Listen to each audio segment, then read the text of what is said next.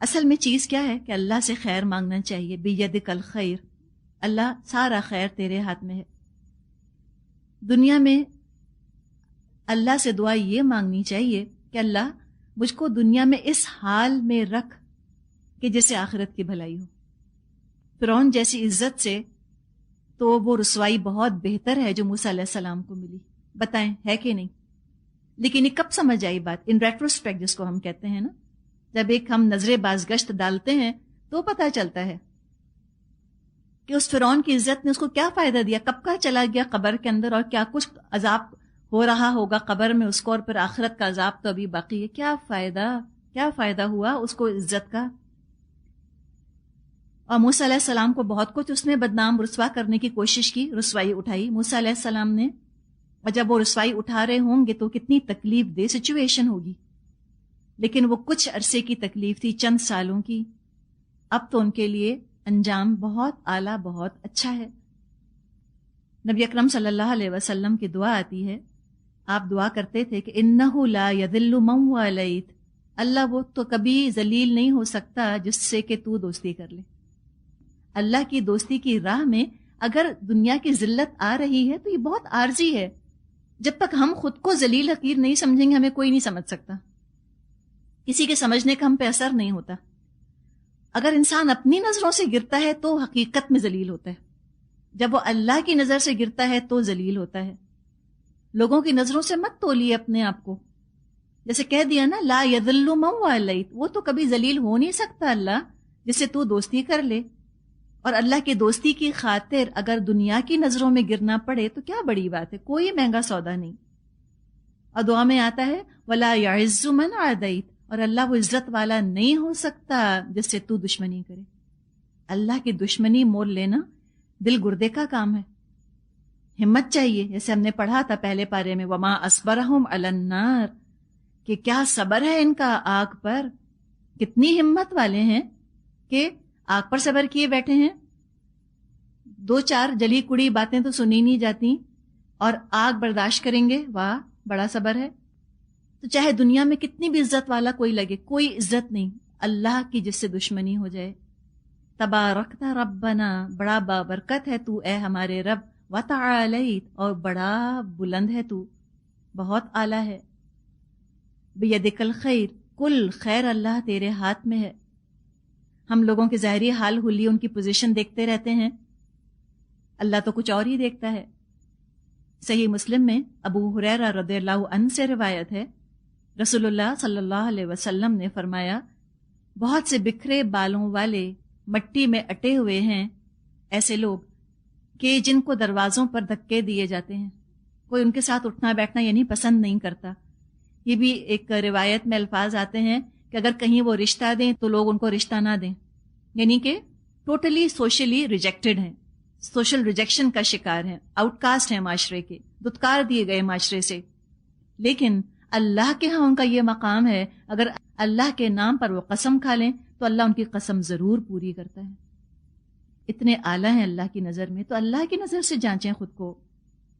آیت 27، تولج اللیل فی النہار وتولج النہار فی اللیل، رات کو دن میں پروتا ہوا لے آتا ہے اور دن کو رات میں.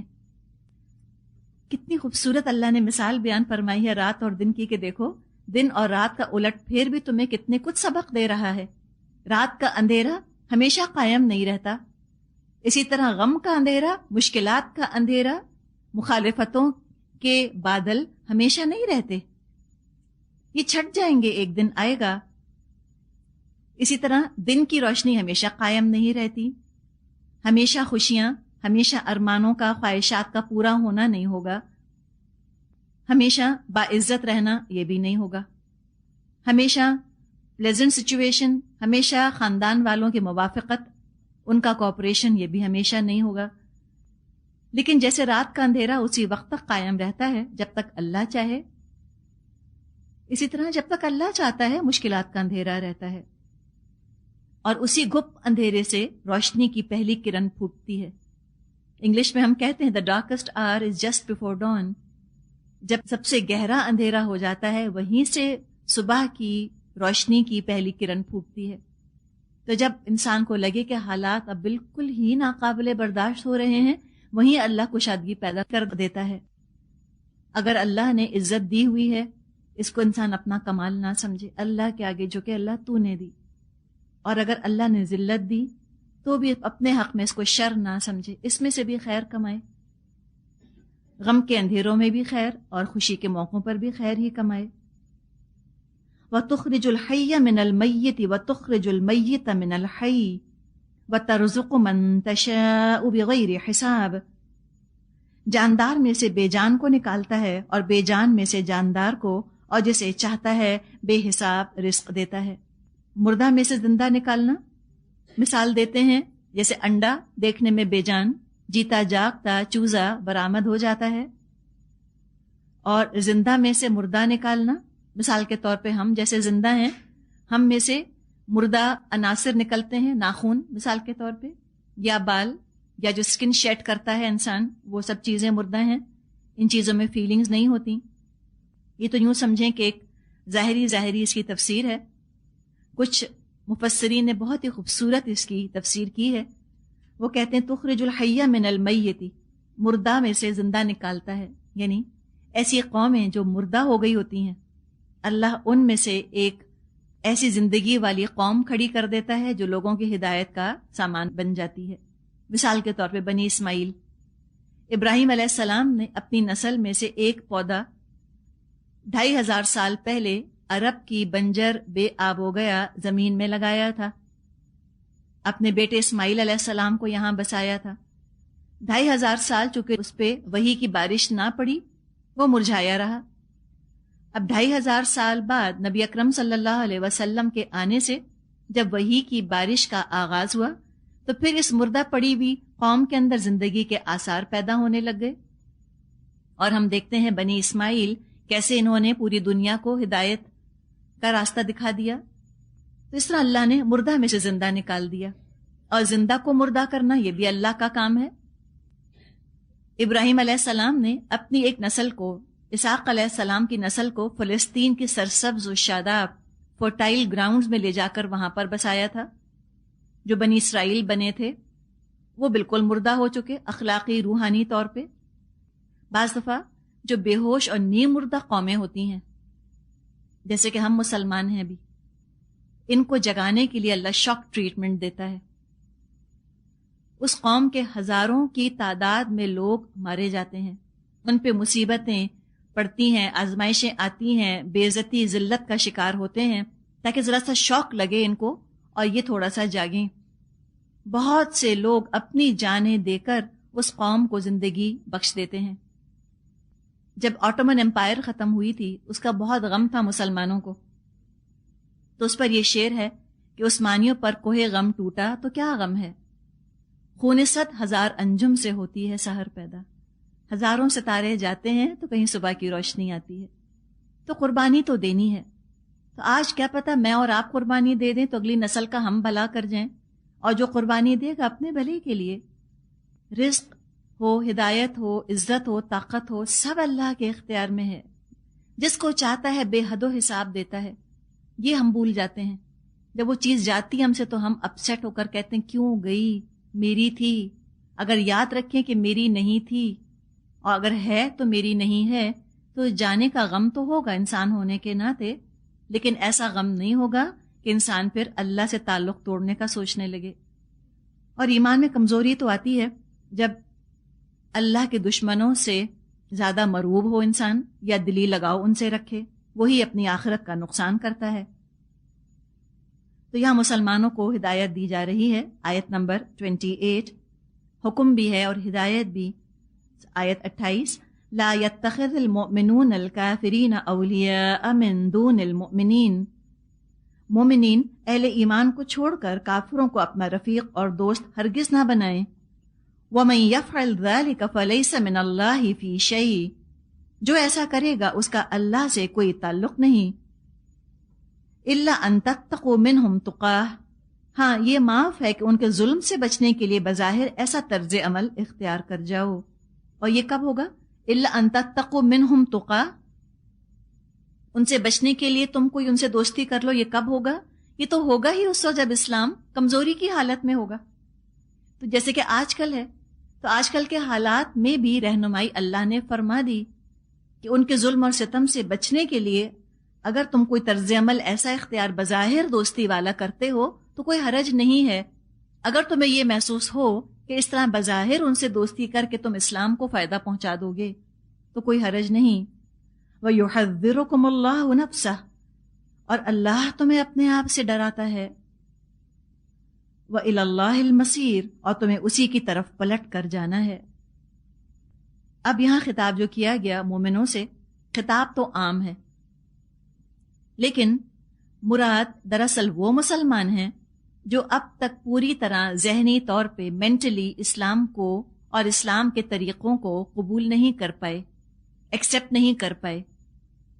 اس زمانے میں بھی جب یہ آیات نازل ہوئی ایسے مسلمان تھے آج سے 1400 سال پہلے، اور آج بھی ایسے مسلمان ہیں جو پوری طرح قرآن کو یعنی کہ دل اور دماغ کھول کر قرآن کو قبول نہیں کر پائے، اب تک ایکسیپٹ نہیں کر پائے.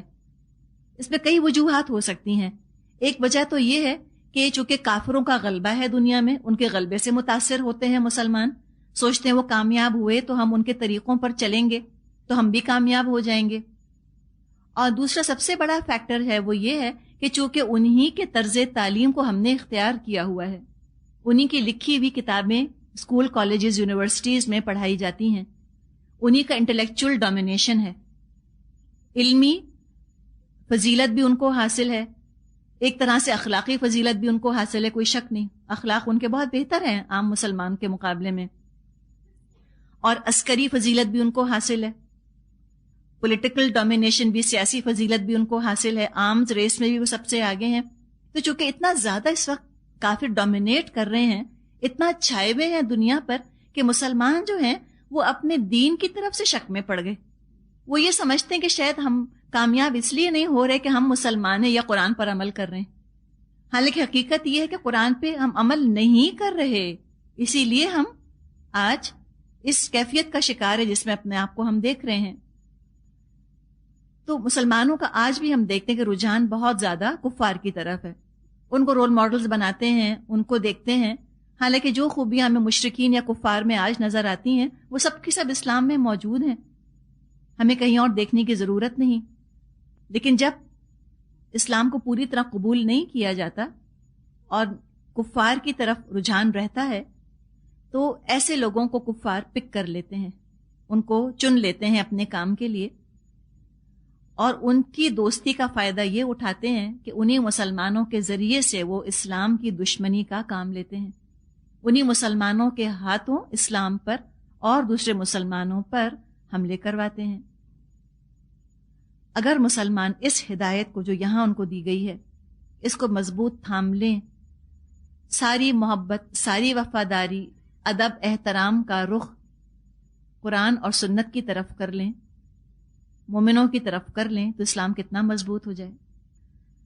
اب جہاں تعلق کی بات ہے وہاں ہم تھوڑا سا دیکھتے ہیں کہ مفسرین نے کس طرح کے تعلقات کی اجازت دی ہے کفار کے ساتھ اور کس طرح کے تعلق کی اجازت نہیں دی. نبی اکرم صلی اللہ علیہ وسلم کی سیرت سے پتہ چلتا ہے کہ آپ نے غیر مسلموں کے ساتھ احسان اور ہمدردی اور خوش اخلاقی کا معاملہ کیا، اس لیے کہ بیسک ہیومن ایلیمنٹ تو ہے نا، انسانی برادری تو ہے، انسانی اخوت کے رشتے میں تو سب انسان جڑے ہوئے ایک دوسرے سے، یونیورسل بردرہڈ تو ہے. انسان ہونے کے ناطے ہمدردی کرنی چاہیے، تمیز تہذیب سے ان سے بات کرنی چاہیے. پھر فتح مکہ کا انوکھا واقعہ، یونیک واقعہ ہماری نظروں سے گزرا تاریخ میں، جس دن کہ آپ نے فرما دیا تھا کہ لا تثریب علیکم اليوم، آج تم پر کوئی الزام نہیں، تو آپ نے کفار کو معاف کیا. جنگ بدر میں جو قیدی ہاتھ آئے ان سے مثالی سلوک کیا گیا، کافر تھے، لوگوں نے ان کو اچھا کھانا دیا، ان کو روٹی دی، خود کھجوریں کھائیں، کھجور سستی تھی اور اناج مہنگا تھا مدینے میں، تو ان کو روٹی کھلائی، خود کھجوریں کھائیں. عمر رضی اللہ عنہ نے غیر مسلم محتاجوں کو بیت المال سے وظیفے دیے. عائشہ رضی اللہ عنہا کی بہن حضرت اسماء نبی اکرم صلی اللہ علیہ وسلم کی خدمت میں حاضر ہوئیں اور فرمایا کہ میری ماں مشرک ہے، وہ مجھ سے ملنے آئی ہے، میں اس کے ساتھ کیسا سلوک کروں؟ آپ صلی اللہ علیہ وسلم نے حسن سلوک کی تاکید فرمائی. آپ نے کہا اچھا سلوک کرو. تو اگر رشتہ داریاں ہیں اور رشتہ دار جو ہے وہ نان مسلمز ہیں، اچھا سلوک کرنا ہے، احسان کا سلوک کرنا ہے، جو رشتے کا حق ہے وہ ادا کرنا ہے. نان مسلمز کے ساتھ جو تعلقات ہیں ان کو ہم 4 ہیڈنگز میں 4 اصطلاحات کے ذریعے سے سمجھ سکتے ہیں. پہلا ہے موالات، یہ اسی سے بنا ہے جو لفظ ہم نے پڑھا ہے نا یہاں پر، اولیاء. موالات، موالات ہے دلی محبت اور دوستی، ہارٹ فیلٹ ریلیشن شپ. ان کو اپنا عزیز ترین ساتھی، کلوز رازدان بنا لینا، دوست بنانا، مددگار بنانا، غمخوار بنانا، کارساز یا رازدار بنانا، یا ان پر توکل کرنا، ان پر ڈپینڈ کرنا مشکل وقت میں، یہ ہے دراصل موالات. یہ تعلق مومن کا صرف اس کے ساتھ ہو سکتا ہے جو خود بھی مومن ہو. کفار کے ساتھ موالات کا تعلق نہیں رکھا جا سکتا. اگر کوئی ارجنسی ہو گئی ہے، کوئی ایمرجنسی ہو گئی ہے جس کا ذکر کیا گیا کہ الا ان تتقوا منہم تقاہ، کوئی ایسی سچویشن پیش آ گئی ہے تب اور بات ہے، ورنہ عام حالات میں یہ نہیں ہو سکتا کہ مومن کا تعلق کافر سے محبت والا ہو یا محبت کا اظہار کرے وہ کافروں سے. اس لیے کہ کافر تو اللہ کے رسول کے دشمن ہیں، اور اللہ کے دشمنوں کے بیک وقت دوستی ساتھ ساتھ تو نہیں چل سکتی. اللہ سے دوستی کے لیے ضروری ہے کہ ان لوگوں سے محبت اور دلی تعلق نہ رکھا جائے جو اللہ کے دین، اللہ کے رسول کو نہیں مانتے.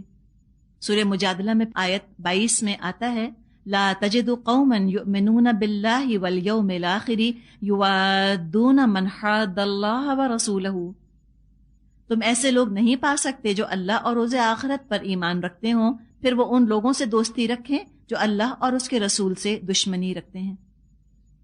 تو یہ چیز، اس کی تو اجازت نہیں موالات کی. پھر ایک دوسری ٹرم مواسات ہے، سین سے مواسات، مطلب ہے ہمدردی کرنا، ان کو فائدہ پہنچانا، ان سے خیر خواہی کرنا، اس کو مواسات کہتے ہیں. کوئی بیمار ہے، ایک پیشنٹ ہے، وہ کرسچن ہے یا ہندو ہے، اب ڈاکٹر جو ہے وہ مسلم ہے، وہ ضرور ٹریٹ کرے گا کرسچن پیشنٹ کو یا ہندو پیشنٹ کو، مریض کا وہ علاج کرے گا. یا ہم دیکھتے ہیں کہ کوئی ایک شخص ہے نہایت بھوکا، ہو سکتا ہے ہندو ہو یا یہودی ہو یا کرسچن ہو، تو مواسات کا تعلق کرنا ہوگا اسے، اس کی بھوک مٹانے کے لیے اس کو غذا دینی ہوگی. یہ تعلق رکھا جا سکتا ہے، لیکن حالت جنگ ہو اس کی اجازت نہیں. ظاہر ہے پھر تو جنگ ہو رہی ہے نا، اب جنگ میں تو پھر مواسات نہیں ہو سکتی، ہمدردی نہیں ہو سکتی کفار سے. پھر ایک اور ٹرم آتی ہے مدارات، میم پر پیش ہے مدارات، ہم اردو میں بھی استعمال کرتے ہیں خاطر مدارات کرنا. یعنی اگر کوئی غیر مسلم، کوئی کافر مہمان آئے ہمارے ہاں تو ہم اس کی مہمان نوازی کریں گے، خوش اخلاقی سے اس سے ملیں گے، تعلق رکھیں گے تاکہ وہ دین کی طرف مائل ہو، اور ان کی طرف سے شر پہنچنے کا خطرہ ہو تو اس شر کو کم کرنے کے لیے بھی دوستانہ برتاؤ کر سکتے ہیں. یہ مدارات ہے. چوتھی ٹرم ہے معاملات، ان کے ساتھ تجارت کرنا، ان کی ملازمت میں خود رہنا یا ان کو اپنی ملازمت میں رکھنا، یہ کیا جا سکتا ہے. ان کے اداروں میں، ان کے کارخانوں میں ملازمت کی جا سکتی ہے، ان کو معاملات کہتے ہیں. کوئی کہے کہ نہیں ہمیں یہ نہیں کرنا چاہیے، بعض لوگ بہت ناراض ہوتے ہیں کہ ہم کفار سے کیوں پڑھیں، باہر کی یونیورسٹیز نے بچوں کو بھیج کر کیوں پڑھائیں، کافر کیا پڑھا سکتے ہیں.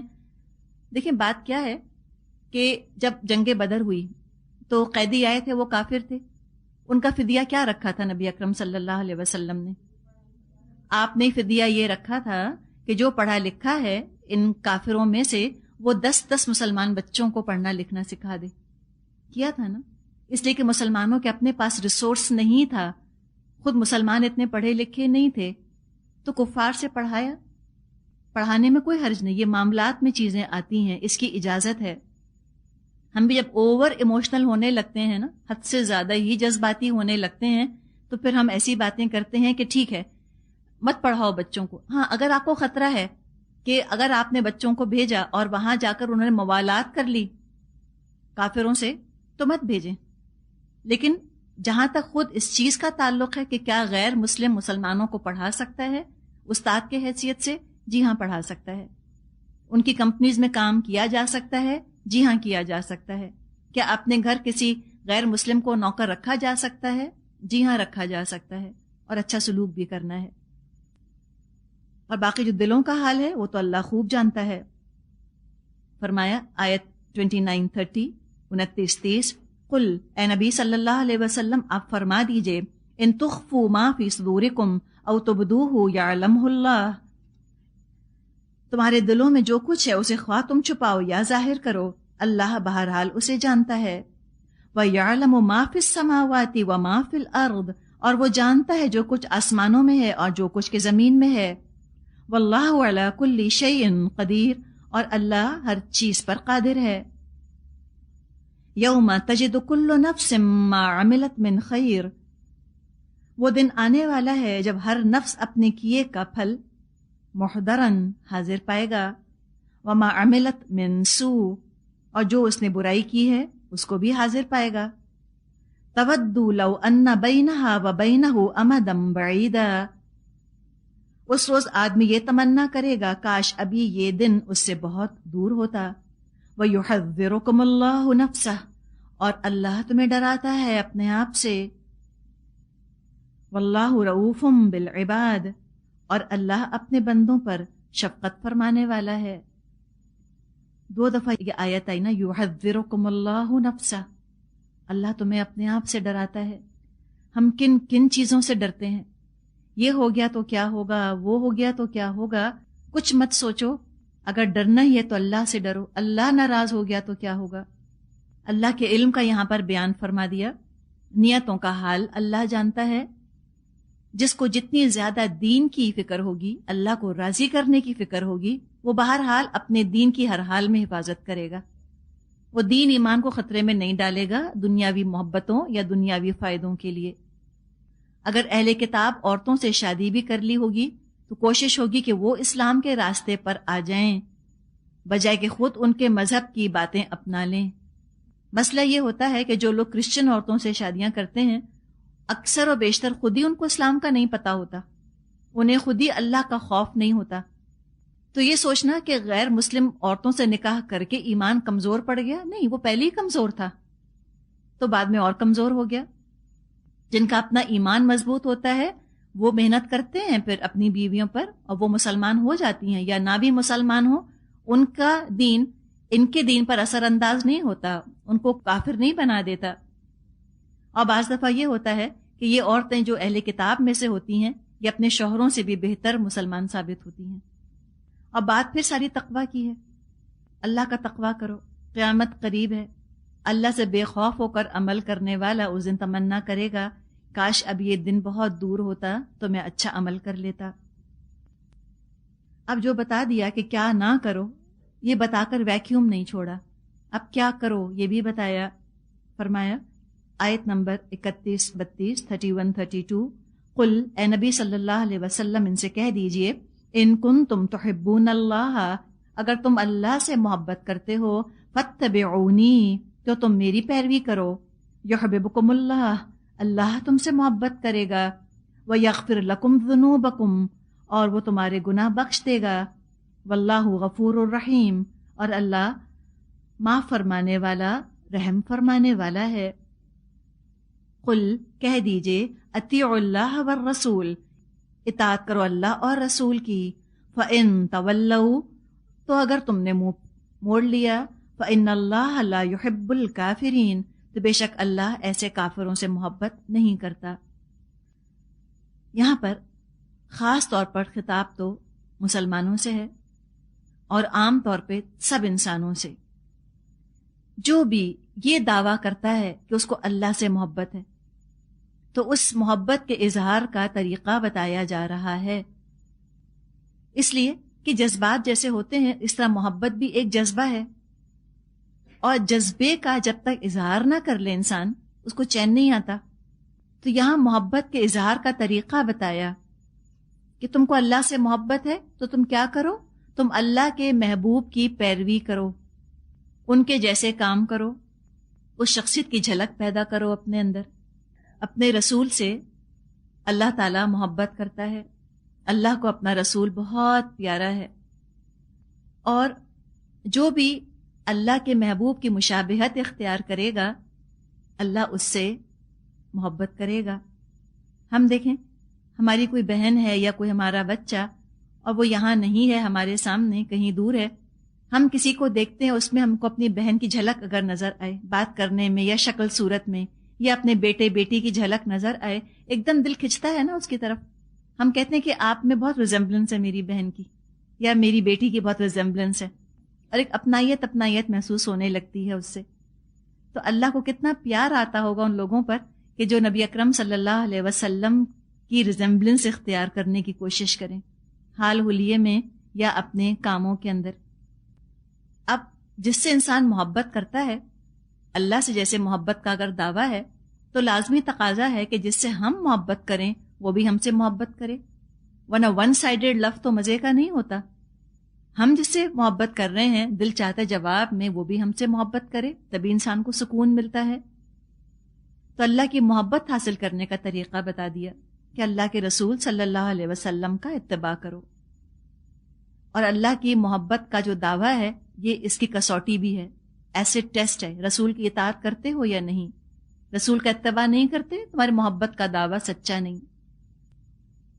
اتباع کا روٹ تا با عین ہے، اہتمام کے ساتھ کسی کے پیچھے چلنا۔ آگے والا اپنی زبان سے کچھ نہیں کہہ رہا، پیچھے چلنے والے اس کو دیکھ کر وہی کچھ کر رہے ہیں جو سامنے والا کر رہا ہے۔ کسی سے ایسی محبت ہونا، اس سے ایسا مروب ہونا کہ دل چاہے کہ ہمارا حال حلیہ لباس پسند ناپسند بالکل اس جیسی ہو جائے، اس کو اتباع کہتے ہیں۔ ہم کہتے ہیں نا، imitation is the sincerest form of flattery. کسی کی بہت تعریف کرنا چاہتے ہیں تو اس جیسے بن جائیں، اسی کا یہاں پر تقاضا ہے۔ نبی اکرم صلی اللہ علیہ وسلم نے فرمایا، من تشبہ بقوم فہو منہم، جو کسی قوم کی مشابہت ریزمبلنس اختیار کر لیتا ہے وہ انہی میں سے ہوگا۔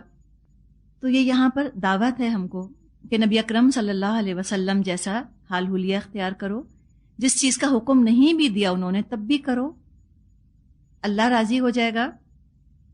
حضرت عثمان رضی اللہ عنہ کے بارے میں آتا ہے کہ ایک دفعہ وہ وضو سکھا رہے تھے لوگوں کو، سکھاتے سکھاتے بیچ میں مسکرائے، تو لوگوں نے پوچھا کہ آپ کیوں مسکرائے؟